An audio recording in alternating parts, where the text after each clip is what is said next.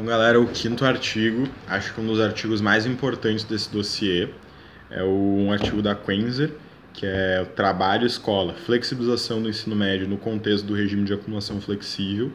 Esse é o artigo que vai conectar principalmente a reforma do ensino médio com a questão econômica que a gente está vivendo agora, uma agenda, econômica do capitalismo brasileiro, que é alimentada e resulta, ao mesmo tempo, na reforma do ensino médio.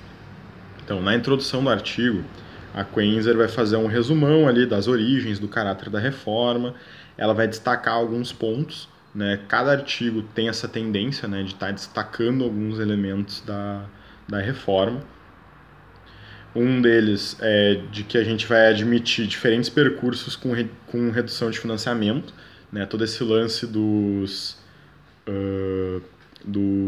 itinerários flexíveis exige estrutura, exige ter sala de aula para os diferentes itinerários, exige ter professor em horários diferenciados.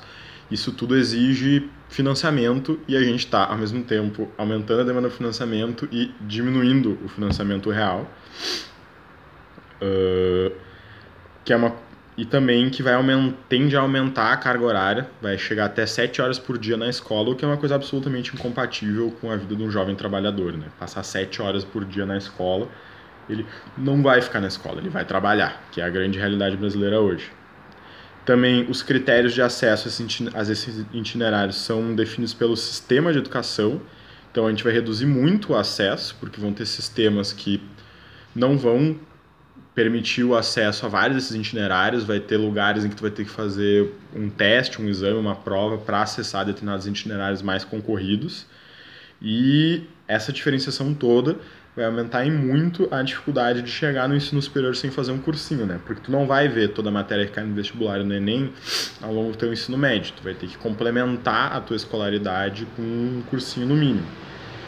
E, enfim, essa questão da redução de oferta, né, também vai privilegiar áreas de menor custo para a docência, né? Matemática e português são coisas que custam menos para um sistema de ensino ter aula, né? Ciências tu precisa de um laboratório, precisa de material, tu precisa das aulas práticas, artes tu precisa de uma sala, educação física tu precisa de uma quadra, né? Todas essas matérias vão ser menos privilegiadas porque elas têm um custo maior.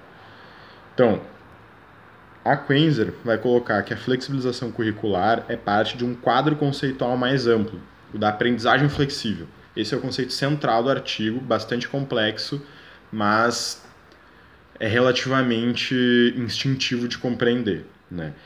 Ela vai colocar que essa aprendizagem flexível se diz atender uma sociedade mais dinâmica e competitiva que a gente vive hoje e que ela tem, né, ironicamente, um conceito bastante flexível, muito conectado com as ideias de educação à distância que a gente tem visto cada vez mais, de flexionar o tempo de aprendizagem. O tempo de aprendizagem agora vai ser uma coisa meio diferente, não vai ser só de manhã, a manhã inteira todos os dias na aula, vai ter horários diferenciados, mais flexíveis. Então, existe todo um arcabouço epistemológico de autonomia, comprometimento, centralidade no aluno, escolha de projetos de vida em torno disso. Mas quais são as bases materiais dessa aprendizagem flexível?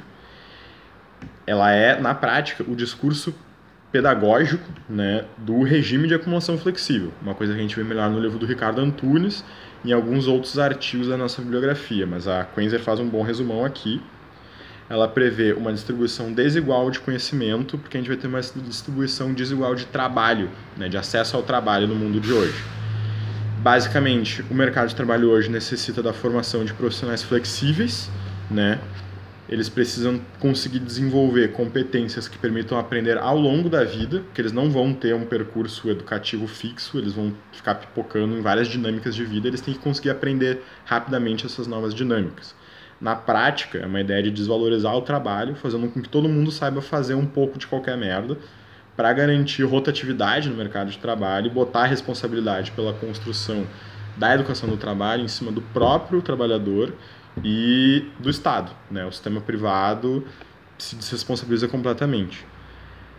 Principalmente baseado numa coisa que a gente vê melhor no dossiê da produção e circulação de saberes no mundo do trabalho, de que essa integração teoria-prática, que é muito hegemônica hoje na pedagogia, vai se dar no próprio emprego. Então, tu só vai ver teoria na tua aula e é no emprego que tu vai aprender fazendo, né?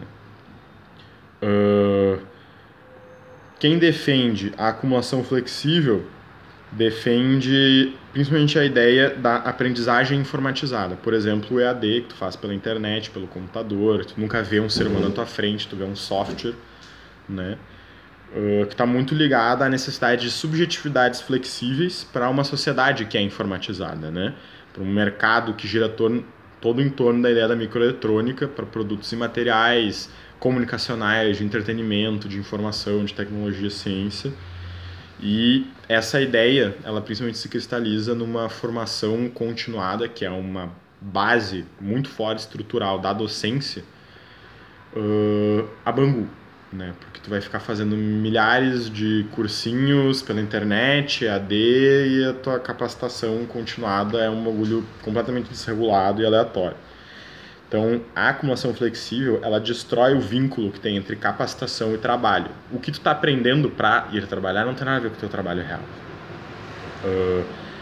Hoje, ela também se baseia na ideia, no fato de que hoje existe uma demanda diferenciada e desigual de mão de obra. Então, a gente precisa ter uma mão de obra capaz de suprir diferentes demandas, com horários flexíveis, intermitentes, toda essa função de trampo temporário, e principalmente de trabalhadores flexíveis por causa do mercado de hoje.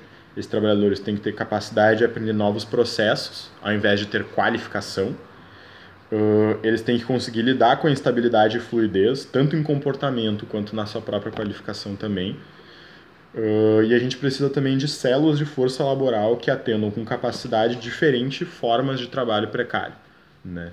Então, tu vai nuclear esses itinerários flexíveis a fim de conseguir ter pequenas células laborais que atendam diferentes demandas do mercado de trabalho. Tudo isso para garantir um consumo predatório da força de trabalho. Então, quais são os pressupostos epistemológicos da acumulação flexível? Que, para além do discurso, né?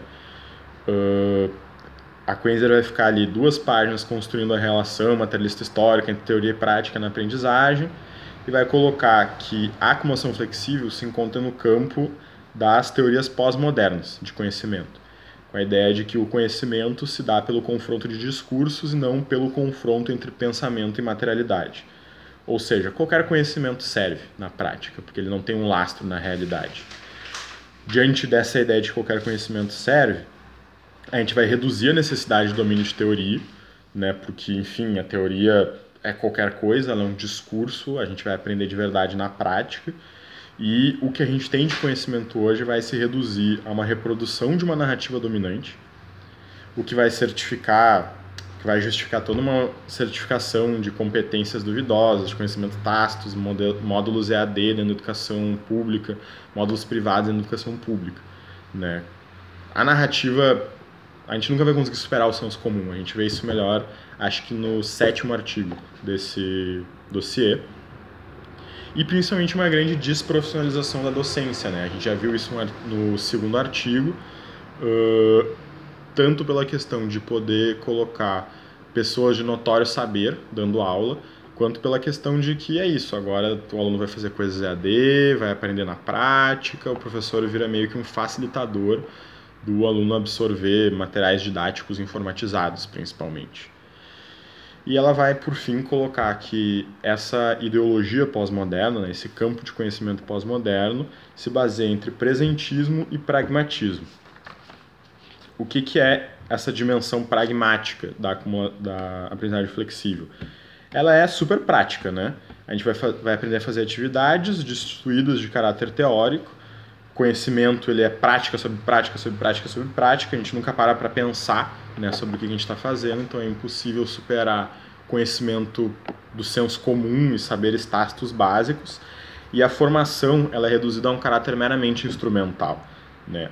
Isso tudo é uma certa uma epistemologia da prática, que a prática se auto-justifica, né? E vai alimentar muito essa ideia do percurso seriado, né? Que tu vai fazer pequenas séries de percurso educativo. E se baseia muito na ideia de que o conhecimento só é verdade se é útil, que é um bagulho, sei lá, tem 100 anos de idade essa ideia. E qual que é a dimensão presentista da aprendizagem flexível? Primeiro, uma negação da historicidade, né? Ou seja, negação da praxis, toda a construção histórica do conhecimento, do saber. A gente deixa de reconhecer a experiência histórica do trabalhador e da própria formação da educação para reconhecer uma experiência do momento, o que a gente precisa agora, o que a gente tem agora, qual a demanda de hoje. E a gente vai perdendo, né, uma ideia de coletivo, porque fenômenos sociais da educação, da sociedade, eles não podem ser explicados por referências externas a eles na ideia pós-moderna, né? Eles só poderiam ser explicados por si só. E o fenômeno social, ele não é uma coisa em si, né? Então ele simplesmente se torna um bagulho impossível de compreender, né? E se a gente não enxerga a história dos fenômenos sociais, da educação, do trabalho, a gente só enxerga o presente, né? Então tudo só enxergando o presente, não entendendo que muitas pessoas participaram da formação desse saber, da formação desse movimento social, tudo se torna uma escolha pessoal, né?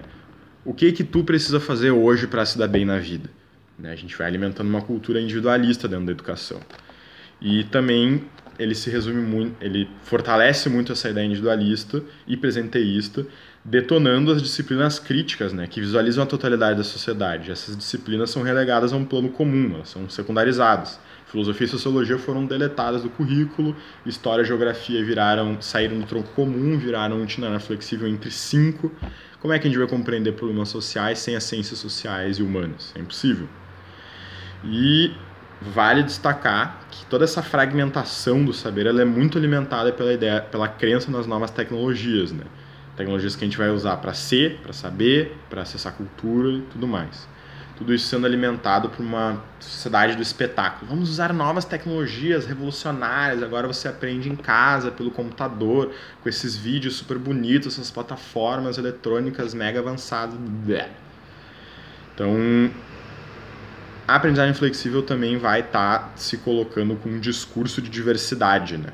Um discurso de que agora a gente tem mais diversidade de sistemas de ensino, tem poder de escolha, que na prática é uma homogeneização cultural, porque é mais controlado, né? A massa se torna mais controlável, porque a gente tem um controle maior do que ela está vendo, do que ela está aprendendo. Na prática, a aprendizagem flexível é uma nova forma de mercadoria, né? Ela apresenta para as novas formas de mercadoria que tem no mercado de trabalho hoje, e para isso ela vai necessitar de subjetividades flexíveis para consumir e produzir essas novas formas de mercadoria. Que mercadorias são essas? São conteúdos informacionais, de entretenimento, conteúdo de Facebook, conteúdo de rede social, ciência, tecnologia, essas coisas que não são objetos que a gente produz, mas que geram dinheiro de uma maneira ou de outra, né? Então, para a aprendizagem flexível, qual que é a relação entre aluno, professor e conhecimento, né? Ela vai principalmente reforçar o papel do aluno no aprender, né? Focando no método de aprendizado, que a gente vai chamar de aprender a aprender, né? Tu tem que aprender sozinho a aprender, ninguém vai te ajudar. E para isso ela vai botar em xeque a questão do protagonismo do aluno. E acho que a autora faz uma coisa muito bacana aqui de comparar o que é protagonismo do aluno numa percepção materialista histórica e na percepção dessa epistemologia da prática, que é a estruturante da aprendizagem flexível. No materialismo histórico, o protagonismo do aluno vai resultar da ação do aluno. Quando eu, aluno, faço algo, eu estou sendo protagonista. Para a epistemologia da prática, eu vou ser protagonista quando eu executo uma prática não sistematizada. Eu sei fazer. Mas tu entende como que é feito, quais as origens desse saber? Não, eu sei fazer. Beleza, tu está sendo protagonista. Tu aprendeu sozinho. A questão da teoria da prática, do saber, da formação do saber do aluno para o materialismo histórico vai ser aquele exercício, né, da dialética, de transitar entre o abstrato e o concreto para conseguir chegar numa síntese. Na epistemologia da prática só não existe teoria, não existe a ideia do abstrato, é só concretude, concretude, concretude, concretude. E por fim, uma metodologia central do materialismo histórico é a gente retornar ao início, né? Depois da nossa praxis, nossa ação, reflexão, ação, a gente chega no início e revê o que foi feito, pensa sobre isso e avança, sempre refletindo sobre o que nós estamos fazendo, né? E na epistemologia da prática não tem essa ideia do início. Eu vou fazer uma reflexão, no máximo, para resolver problemas. Eu preciso resolver problemas. Aprendi a consertar um motor desse jeito. Opa, tem esse outro jeito aqui, tem esse defeito que eu não sei consertar. Então para pensar um pouco, pesquisa como resolver esse problema. Aprendi a resolver. Pronto, segue adiante. Resolveu. Não precisa refletir sobre o motor. É importante destacar que a diferença central é que o materialismo histórico consegue transcender o senso comum, né? Porque ele tem uma intervenção pedagógica, que é o que a gente precisa para conseguir adicionar um pouco de científico no nosso saber. A gente tem as coisas que a gente experimenta no nosso dia a dia e a gente precisa dessa intervenção pedagógica para transcender esses saberes que são do senso comum, né? Para conseguir avançar, para conseguir fazer coisas diferenciadas. Principalmente a gente precisa do materialismo histórico e dessa questão da intervenção para desenvolver competências complexas que exijam processos de sistematização de aprendizagem. Tu não consegue resolver todos os teus problemas na vida tendo uma receitinha de bolo pronta. Tu precisa entender esses problemas a fundo, tu precisa ser capaz de entender de onde eles vêm, para onde eles vão, como eles se relacionam com outros problemas semelhantes, para tu saber como resolver esses problemas complexos na sua materialidade. Não é receitinha de bolo. E ela vai colocar que o trabalho educativo, que é uma coisa que se perde com essa reforma, ele é o que cumpre essa tarefa de mediação entre teoria e prática, entre tu ter a receitinha e tu saber executar. Então, por fim, vamos concluir com uma sessão chamada A Necessária Constituição Social de Novos Espaços Formativos, conclusões finais, e ela vai resumir que a aprendizagem flexível ela é vinculada ao regime de acumulação capitalista vigente, que é da acumulação flexível, nós vamos entender melhor em outras bibliografias, e ela dá para resumir em 5 pontos. O ceticismo pedagógico, a gente não acredita em pedagogia, a gente quer só método. O pragmatismo utilitarista, é bom o que é útil, resolve o meu problema agora. Fragmentação do conhecimento, tu não precisa saber tudo, tu não precisa ter uma ideia geral do saber, tu precisa saber o que eu quero que tu saiba. O presenteísmo, que a gente já desenvolveu o que é, e a individualização. Tudo isso conforma um cimento ideológico que vai justificar o processo de exploração em curso hoje, que é o da acumulação flexível. Então, para concluir, uma questão central que a autora coloca. Onde que a gente articula um novo bloco contra-hegemônico, tanto contra esse sistema de acumulação, quanto esse sistema de aprendizagem que cimenta esse sistema de acumulação? Para ela, essa é a questão mobilizadora de hoje.